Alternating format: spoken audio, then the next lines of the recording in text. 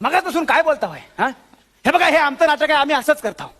आम्हाला ना संहितेची गरज असते, ना रंगभूषेची, ना नेपथ्याची.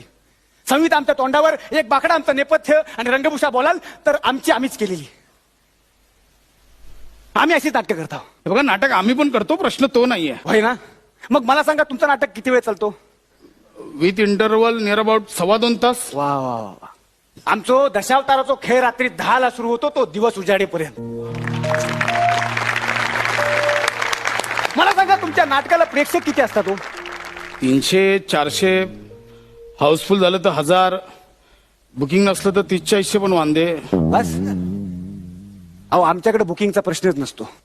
30-40 गावातले लोक नुसती दशावताराचा खेळ बघूक जमतात. आणि तुमच्याकडे तर काय काय नटांचे पाठांतराचे वांदे आहेत. इथे दशावताराचा खेळ फक्त आमचाच नाही तर आमच्या प्रेक्षकांचे सुद्धा तोंडपाठ असतात. लई वेगळा खेळ आहे हो.